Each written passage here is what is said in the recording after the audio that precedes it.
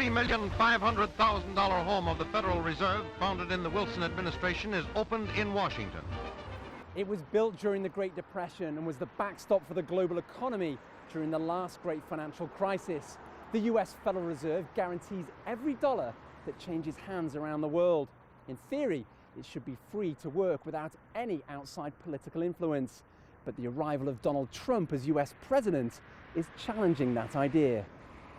As a Republican candidate, Trump accused the Fed of helping Democrats by keeping US interest rates near zero to cut unemployment and prop up a fragile recovery. We have a Fed that's doing political things. This Janet Yellen of the Fed is doing political by keeping the interest rates at this level. The Fed chair didn't take that lying down. The Federal Reserve is not politically compromised.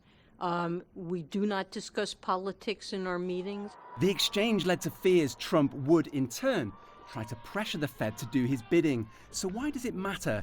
The choices made by central banks affect the price of goods, how much you pay in the supermarket, it affects how much you pay for gas, it affects how much your loan is to pay a mortgage on your house. Often, politicians will want central banks to do things that are short-term expedient, but long-term dangerous for the economy.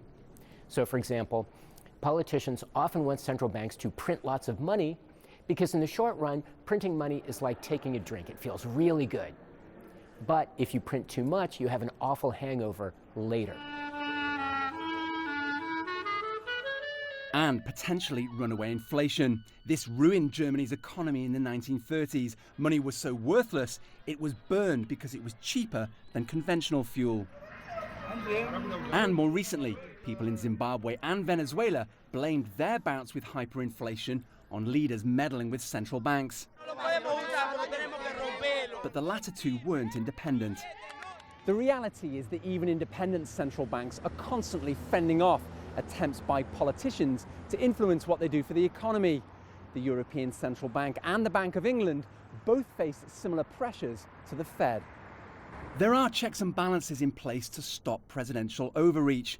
The Fed reports to Congress rather than the president, but some experts see a wider trend.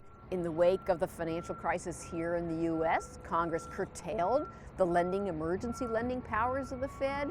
So that process of reining in independence, that's been underway for some time in the wake of the crisis, and there's no reason to think, given these global, broader populist movements, there's no reason to think it's going to end anytime soon either. The ultimate test of President Trump's attitude towards the Fed may be in 2018, when he'll either reappoint Janet Yellen, former President Obama's choice, or replace her. Owen Fairclough, CGTN, Washington.